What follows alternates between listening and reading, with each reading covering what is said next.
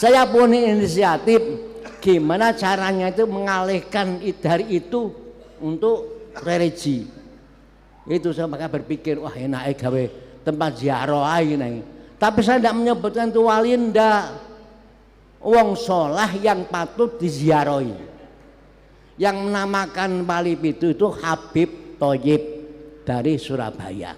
Assalamualaikum warahmatullahi wabarakatuh. Saudara sekalian dimanapun Anda berada, pada kesempatan kali ini kita akan sama-sama menyaksikan penjelasan dari saksi kunci daripada makam Wali Pitu ya, yang dianggap wali oleh salah seorang Habib, yaitu Habib Thoyib. Saudara sekalian, ternyata ada pengakuan yang sangat luar biasa sekali dari seorang kiai sepuh dari Bali ini, saudara sekalian, yang menjelaskan hal sebenarnya yang terjadi kenapa bisa dinamakan dari makam Wali Pitu ya, saudara sekalian. Oke, selengkapnya mari kita sama-sama simak video berikut. Assalamualaikum warahmatullahi wabarakatuh. Para kiai yang kami hormati, harapan saya mudah-mudahan kehadiran beliau ini menjadi sebabnya anzalallahu alaihi sakinah, menyebabkan kita menjadi tenang, wa khasyatumur rahmah, dan tercurahkan rahmatnya Allah subhanahu wa ta'ala. Para kiai yang kami hormati, kami ini adalah juhala yang takut dolu wa adollu. Jadi makanya terima kasih sekali dengan arinal haqqa wa surqat tiba'ah, pencerahan, memberikan keterangan tentang kebenaran yang tidak direkayasa, sehingga kamu mampu untuk mengikuti kebenaran itu dan menunjukkan yang batal adalah batal. Kami sanggup untuk menghindari yang batal itu. Untuk itulah maka mudah-mudahan keterangan beliau ini bersentuhan dengan ayat wa anna hadza sirati mustaqiman fattabi'uhu wa la tattabi'us subula fatarafarraqu bikum an sabilihi dzalikum masyakum bihi la'allakum tattaqun. Ini adalah jalan kebenaran yang harus kita ikuti. Jangan mengikuti jalan-jalan yang tidak benar. Anda akan berpisah dari kebenaran itu. Wasiat Allah, demikian wasiat kami kepada kamu, agar kamu berhati-hati dalam mensikapi. Berhati-hati dalam mensikapi. Jadi kebenaran yang bisa dipertanggungjawabkan di hadapan Allah subhanahu wa ta'ala. Sehingga kita yang di Bali ini, yang minoritas, walaupun sudah dikatakan mengaku orang Bali, terjadi ruhama'u bainahum. Paham ya? Terjadi ruhama'u bainahum. Jangan ada gejolak yang sensitif, karena di Bali ini daerah wisata. Kalau ada gejolak yang tidak diinginkan akan mengganggu pariwisata, dan kita gampang dipetani. Soalnya sidik gampang, oh nak selam itu toh, ini yang bahaya. Nak salam itu gegeran terus, sama dengan waktu Darussalam yang diprakrasai Kiai Samsul. Itu kalau terjadi GSN antar umat, bukan umatnya yang ditangkepi, masjidnya ditutup. Ini kan bahaya ini. Kita jangan sampai terjadi GSN di antara kita. Ini fakta ini. Kalau masjid gawe royokan, dulunya nggak wong NU, muncul orang yang mengaku bahwa itu masjidnya dia direbut, mau jadikan kelompok jenggot itu. Kaji Samsul, iya, Kaji Samsul mentang-mentang wis pokoknya mati-matian. Saya sebagai Rakyat Surya, saya sampaikan kepada Bangser, kalian jadi Bangser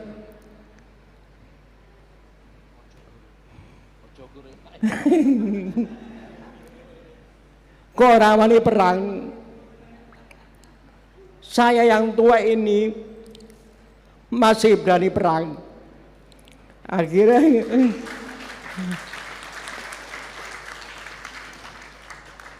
Darussalam dikepung sama Banser. Alhamdulillah sekarang setelah ini Darussalam berani memasang simbol NU dengan benderanya. Dari dulu saya bilang pasang bendera NU. Kalau ada yang merebut, apalagi menurunkan bendera NU, lawan. Banser siap melawan. Jadi sekali lagi pesan saya, terjadi ruhama'u bainahum, monggo rukun-rukun saja. Walaupun keterangan beliau tadi jelas itu. Jadi penjelasan beliau telah jelas. Kita bisa memilah ya. Jadi bisa memilah, tapi jangan sampai terjadi hal-hal yang negatif di antara kita. Ini soal usulan Ustadz siapa tadi? Kesalehan sama Ustadz. Nah, ini kita ini organisasi, tidak gampang memberikan keputusan sebelum musyawarah. Maaf saja ini kepada Ketua PJ yang semangat, PJ Denpasar ini. Soal kelanjutan apa yang disampaikan tadi, kami di wilayah akan bermusyawarah supaya enak jalannya nanti. Jadi cabang tidak boleh mengambil inisiatif sendiri tanpa memberitahukan kepada wilayah. Yang bertanggung jawab kalian adalah wilayah. Tolong ini ya dimengerti. Jadi ini bukan organisasi kampungan, bukan, nasional dan internasional. Makanya hati-hati. Sama dengan kemarin peristiwa dengan Perda Bali. Kami dari NU didorong-dorong untuk menentang Perda. Ini berbahaya kalau ada kemudian pemerintah daerah tidak senang dengan NU dicing. Ini kan harus hati-hati. Pemerintahnya minhum sedaya Pak Yai. Jadi pemerintahnya dari atas gubernur sampai ke bawah minhum KB. Makanya saya kemarin waktu pilihan saya bilang, kalau milih itu jangan yang kalah, yang menang yang dipilih. Kalau yang dipilih yang kalah, NU dicing, amoh tenan. Jadi kemarin waktu pertemuan sama Koster saya bilang itu, anda kalian bila mana perlu rakyat istikharah. Nah orang istikharah penelitian yang benar. Mana yang kira-kira menang dipilih. Jangan instruksikan kepada anggotanya sampai ke bawah milih yang kalah, remuk awake dhewe. Ini faktanya yang begitu. Jadi ini sekali lagi saya terima kasih kepada Kaji Suryadi dan kepada PCNO yang menjalankan acara ini. Untuk kelanjutannya nanti harus dibicarakan di tingkat PW. Ngoten nggih. Ah nggih. Jadi enak ya. Yang terakhir masalah Wali Pitu. Ini saya ikut andil memberikan masukan. Sebenarnya ide tempat ziarah itu saya. Idenya saya. Kemudian saya ketemu Habib Thoyib. Saya bilang, Bib, tolong diteliti itu. Nasabnya, sanadnya, keilmuannya, amaliannya. Yang penting saya itu untuk mengalihkan pandangan orang Jawa Barat. Maaf ini Kiai, kebetulan di pondok saya itu sering ketemuan orang Jawa Barat. Ke rumah ketemu saya, ndonga metu. Habis itu kemana? Ke Kuta ndelok sumur. Itu Yai. Jadi oh gitu ya. Itu dari saya ndonga apik-apik khusyuk. Keluar dari rumah saya, keluar ke Kuta, ke Sanur ndelok sumur-sumur itu, susune dijemur itu loh, anak Pak Sampian. Itu kelakuannya orang Jawa Barat. Lah, saya punya inisiatif gimana caranya itu mengalihkan dari itu untuk religi. Itu saya maka berpikir, wah enaknya gawe tempat ziarah aja nih. Tapi saya tidak menyebutkan itu wali, ndak. Wong soleh yang patut diziarahi. Yang menamakan wali itu Habib Thoyib dari Surabaya. Monggo sampean, saya ditengkan orang Muhammadiyah, mbok itu sok-sok tahu layar wali ya ilah wali. Saya bukan wali, saya wali murid itu loh. Jadi yang dinamakan itu Habib Thoyib. Nah, sampean protes Habib Thoyib, jangan protes saya. Nah, saya intinya itu tadi, orang Jawa Barat yang ziarah ke saya supaya tidak maksiat, gimana caranya itu? Itu tok ya, maaf loh. Ternyata berhasil. Setelah dari saya ziarah ya, bukan ke Kuta lagi, bukan lihat sumur-sumur itu. Ini kan berhasil. Jadi misi saya hanya itu. Soal nanti bagaimana, mohon sampean teliti itu ada makamnya orang tenan apa ora, apa kosong, apa yang di dalam itu wong soleh apa tidak. Tapi maaf, di sini itu sensitif sekali. Di Karangasem gara-gara memindahkan Bangkom perang di mana Kusambe, gara-gara Habib Ali dari Surabaya ngadakan haul, ribut. Kamu itu Habib kurang ajar, katanya Kiai kurang ajar. Rumah saya kamu saya bukan seperti yang lain, tidak bisa kamu pakai seenaknya sendiri. Soalnya Habib itu ngadakan haul tidak izin. Untung saya diundang kaji ziarah, kau tidak. Jadi alhamdulillah Habib mau menjawab, simpit pupune jangan jawab pikir wong edan nih ngono. Yang ngomong wong edan ke perang ini, saya bilang gitu. Akhirnya diem dia. Ya alhamdulillah saya ngomong, Ji saya sini alhamdulillah, bagaimana keluarganya sehat walafiat, alhamdulillah Pak Yai. Saya sini silaturahmi Pak Yai. Akhirnya diterima dengan baik. Habis itu dibeliin sekop bungkus. Seandainya saya tidak ada di situ perang bener. Ini makanya di sini harus hati-hati. Nah jenengan nanti mau bongkar wali yang di Kelungkung, hati-hati. Jelas perang, tidak seperti di Jawa. Lihat di Jawa itu makam-makam dibongkar tidak ada yang protes. Tapi kalau di sini Karangasem perkara mindah, makom aja perang ya. Nah ini mohon, jadi hati-hati, monggo diteliti dulu. Naman teliti sampan ndok kono ya tirakat. Iki ana wonge apa ora, ana mayite apa ora, iki wong saleh apa ora.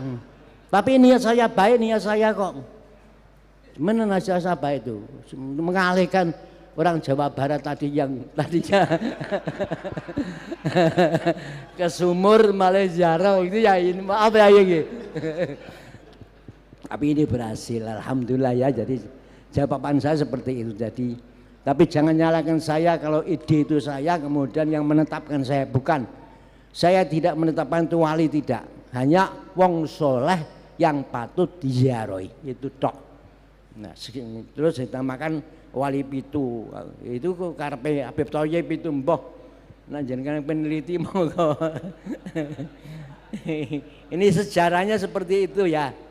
Jadi maaf kalau sekarang viral dan sampean merasa tersesat dengan ziarah sana, ya monggo sampean teliti sik. Aja iki anu aja sik. Teliti bener ya baru durung mongkar. Terima kasih Bapak. Tadi biar kami hormati, demikian keterangan saya. Dan sekali lagi monggo, jadi apa yang sampaikan para kiai tadi ini diamati, dicamkan, dipahami benar. Mudah-mudahan saya sendirian untuk siraman rohani yang segar. Assalamualaikum warahmatullahi wabarakatuh. Saya tambahkan sedikit ya, karena ini penting. Dari berbagai macam pertanyaan tadi, masalah wali pitu ini selalu keluar. Berarti cita-cita mulia dari Rois Surya tentang adanya wali pitu itu memang bagus. Jadi agar Bali sebagai daerah wisata tetap dikunjungi bukan hanya oleh orang-orang yang mau melihat pantai, tapi juga Bali mempunyai potensi lainnya yaitu adanya wisata religi. Karena apa? Karena banyak orang di Indonesia ini yang ingin ke Bali. Karena apa? Di dunia terkenal, banyak dari mancanegara datang, tapi banyak orang Jawa Barat anu ti Garut, ti Cianjur eta can nyorang ka Bali, tapi era mau ke Bali na eta malu mau ke Bali, takut disangka mau melihat bule kan. Jadi dengan adanya ini wisata religi, ziarah wali-wali itu, maka mereka sebagai manusia yang ingin juga ke Bali itu ada alasannya, yaitu mau ziarah ke wali-wali yang ada di Bali. Jadi penting buat ketua PWI ini, saya kira ketua PWI, PCNU atau PWNU dengan Ibu Dr. Widiawati itu bekerja sama, dibentuk tim untuk keinginan luhur daripada Yai Rois Suriah tadi yang ingin membantu saudara-saudara khususnya di Jawa Barat anu hoyongna neule-neule eta nya. Iya di Bandung iya. Kalau saya dari Banten enggak. Saya itu Yai udah 3 kali bawa santri naik bus ke Wali Pitu. Itu saya khusus sekali nangis sampai doanya Allah. Ya karena apa? Mungkin walaupun makamnya itu kurang pas, tetapi doanya Rois Suriah ini yang membuat saya khusyuk doanya itu. Saya bawa santri 3 bus, 2 bus kadang ke Wali Pitu. Jadi menurut saya PCNU atau PWNU Bali dengan peneliti pakar sejarah, di sini ada Ibu Widiawati yang sudah meneliti daripada nasab-nasab Wali Songo yang ada di Bali kaitannya dengan makam-makam Wali Pitu itu duduk bersama. Jangan tanya anggarannya mana.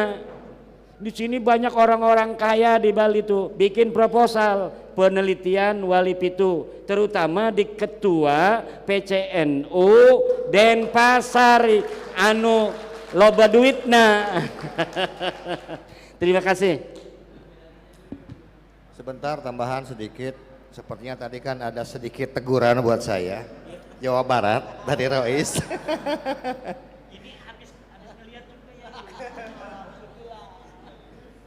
Saya nanti insya Allah Romo Kiai akan sampaikan kepada saudara-saudara saya di Jawa Barat tentang warning dari Bapak Kiai Rois Denpasar. Jadi maksudnya kalau mau ke Bali ya wong maksudnya jarah-jarah sama orang-orang soleh dulu lah, jangan lihat bule dulu gitu ya. Walaupun sebetulnya saya yakin Romo Kiai sebelum orang Jawa Barat lihat bule, saya yakin orang Bali sudah lihat dari dulu sebetulnya. Kalau saya baru pertama kali ke sini Kiai, iya. Oke, saudara sekalian, itu tadi penjelasan yang sangat luar biasa sekali dari Kiai Sepuh asal Bali ini, saudara sekalian. Beliau merupakan salah satu tokoh agama dari organisasi Nahdlatul Ulama ya, yang ada khususnya yang ada di Pulau Dewata Bali. Nah, ada hal yang menarik yang beliau sampaikan, saudara sekalian, yang harus kita bahas pada kali ini. Yang pertama, kata beliau itu, kami sanggup menghindari yang membatal itu. Artinya apa? Dari Kiai Sepuh ini sebagai orang penanggung jawab ketika ada acara keagamaan yang ada di Bali, maksudnya khusus agama Islam, kami sanggup menghindari yang membatalkan itu. Artinya di sini beliau itu menolak daripada Habib ya. Seartian ketika beliau menghadiri, menyetujui acara yang dihadiri oleh Kiai Haji Imaduddin, itu seakan-akan ini menjadi angin segar bagi kita ya yang setuju dengan mendukung tesisnya Kiai Haji Imaduddin Utsman Al-Bantani. Ini merupakan hal yang sangat penting sekali dan kemajuan besar dari apa yang sudah diusahakan oleh Kiai Haji Imaduddin ya, saudara sekalian. Nah, dalam hal ini beliau juga sempat menangis tadi terkait dengan kelakuan Banser ya, saudara sekalian, yang ya tidak ada berani-raninya lah seperti yang beliau saksikan, tapi bukan Banser secara umum ya, mungkin yang beliau saksikan saja. Sampai beliau menangis, saya yang tua-tua ini, kata beliau, masih berani sanggup perang ya. Mungkin ada konflik terlebih dahulu. Dan beliau juga tadi menjelaskan kepada kita saudara sekalian bahwa yang namanya makam yang ada di Bali ini memang sangat riskan sekali ya, karena pemindahannya saja itu memicu daripada konflik saudara sekalian. Memindahkan makam saja itu adalah pemicu bagi masyarakat sana, khususnya yang minoritas Islam ya saudara sekalian. Nah, terkait dengan hal itu saudara sekalian, kata beliau juga, Kiai Sepuh ini, yang membuat daripada ide Wali Pitu itu sebagai tempat wisata religi adalah saya sendiri, kata beliau. Berarti beliau adalah saksi kunci daripada makam Wali Pitu itu. Kenapa? Nanti sudah diterangkan tadi. Kenapa makam Wali Pitu itu dinamakan daripada Wali Pitu? Ternyata usut punya usut itu bukan beliau sendiri yang menamakannya, saudara sekalian. Akan tetapi beliau itu hanya menyebut bahwa ketika sudah melakukan penelitian nasab seorang orang ini kepada bawahan beliau, ternyata beliau menyebutnya hanya makam orang soleh saja. Makam orang soleh, bukan makam wali. Nah, siapa yang menamakannya makam Wali Pitu? Ternyata yang menamakannya Wali Pitu itu, saudara sekalian, itu adalah seorang Habib ya. Seorang Habib yang dinamakan Habib Thoyib ya, saudara sekalian. Dan kabarnya makam Wali Pitu ini akan dibaaluikan, saudara sekalian. Nah, ini hal yang sangat tidak asing lagi di telinga kita, bagaimana kita menyaksikan makam-makam yang yang dibaaluikan di Nusantara ini. Dan makam Wali Pitu ini memang makam yang sangat tua sekali, saudara sekalian. Makanya sangat diinginkan oleh klan Baalui ini, oknum-oknum yang ingin mengubah sejarah makam. Nah, terkait dengan hal itu juga, saudara sekalian, Kiai Sepuh ini menyampaikan bahwa yang saya tahu itu dia orang soleh. Nah, ini kesaksiannya. Yang menetapkan dia wali bukan saya, tapi ulah seorang Habib. Nah, yang kita saksikan tadi, saudara sekalian. Karena memang yang namanya oknum-oknum Habib ini suka sekali di dalam memalsukan hal sesuatu. Dan pemalsuannya itu tidak main-main, saudara sekalian. Mereka menganggap orang-orang soleh yang asli pribumi itu mereka alih fungsikan kepada kelompok mereka, bahwa makam itu adalah kelompok mereka. Dan itu nanti makam Wali Pitu akan akan ada rencana, tapi mungkin mudah-mudahan tidak ada ya, untuk pembongkaran apakah ini benar-benar ada isinya makam ini. Karena setelah kita lihat-lihat di video-video itu, setiap makam yang dibaluikan, saudara sekalian, yang dianggap makam Habib itu tidak ada isinya, saudara sekalian. Artinya ini makam-makam kosong yang sering diziarahi dan menjadi destinasi wisata yang memang sangat-sangat sangat-sangat menggiurkan gitu. Artinya modalnya hanya satu kali kita keluarkan modal, tapi untungnya itu sampai seumur hidup, saudara sekalian. Kalau kita buat wisata makam, itu pasti nanti ada masukan kepada makam itu sendiri, baik itu dari segi amal daripada jamaah dan lain sebagainya. Ya, mudah-mudahan Kiai Jamaluddin sehat selalu di dalam safari dakwah kemana-mana ya, saudara sekalian. Dan Kiai Sepuh ini juga diberikan kesehatan, jangan sampai nanti datang oknum-oknum Habib yang tidak bertanggung jawab yang menyakiti beliau. Oke, mungkin hanya itu saja bisa kita sampaikan. Mudah-mudahan bermanfaat. Sekian. Assalamualaikum warahmatullahi wabarakatuh.